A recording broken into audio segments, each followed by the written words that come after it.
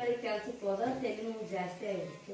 ಲಾಕ್ಡೌನಿಗೆ ಮನೆಗೆ ಬಂದ್ಮೇಲೆ ಅಮ್ಮ ತಲೆ ಭಾಳ ನೋಯ್ತಮ್ಮ, ನಮ್ಮ ಕೈಯಾಗ ಆಗದ ಅಲ್ಲ.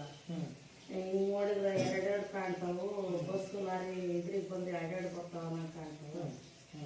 ಅಲ್ಲಿ ಅವ್ರ ಅಪ್ಪಾಜಿಗೆ ಹೇಳಿ ಅವ್ರ ಅಪ್ಪಾಜಿ ದಾವಣಗೆರೆ ಕರ್ಕೊಂಡು ಹೋಗಿ ಅಲ್ಲೆಲ್ಲ ವಾಸನೆ ಹಾಕಿ ಹಾಸ್ಪಿಟಲ್ ಟೆಸ್ಟ್ ಮಾಡ್ತಿದ್ರು.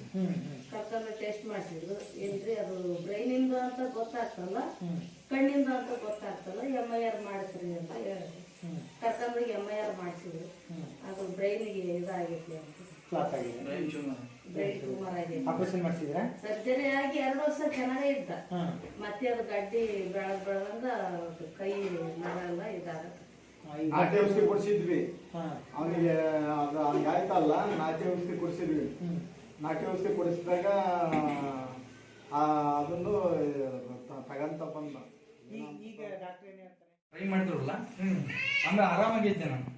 ಆರಾಮಾಗಿದ್ದೆ. ಆಮೇಲೆ ಒಂದ್ ಹೆಜ್ಜೆ ಇಡಬೇಕಿದ್ದಿಲ್ಲ ನಾನು. ಇದ್ಮೇಲೆ ಸ್ವಲ್ಪ ನಿಂತ್ಕೋಬೇಕಿತ್ತು. ಅದೆಲ್ಲ ಬ್ಲಡ್ ಇಲ್ಲಿಂದ ಪಾಸ್ ಆಗೋರ್ಗು ನಿಂತ್ಕೋಬೇಕಿತ್ತು. ನಿಂತ್ಕೊಂಡು ಆಮೇಲೆ ಮುಂದೆ ಹೋಗ್ಬೋದು. ಈಗ ತಕ್ಷಣ ಎಷ್ಟೊತ್ತಾಯ್ತಪ್ಪ ಹಾಕೊಂಡು?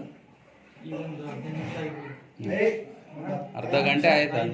ಅರ್ಧ ಗಂಟೆ. ಎಷ್ಟು ವರ್ಷದ ಸಮಸ್ಯೆ ಆಕ್ಚುಲಿ ಇದ್ದಿದ್ದು? ಒಂದು 5 ವರ್ಷನಪ್ಪ. 5 ವರ್ಷ ಆಗಿಲ್ಲ. 3 ವರ್ಷ. 4 ವರ್ಷ ಸರ್ಜರಿ ಆಗಿ 5 ವರ್ಷ. ಇದು ಪ್ರಾಬ್ಲಮ್ ಆಗಿ 3 ವರ್ಷ ಆಯ್ತು.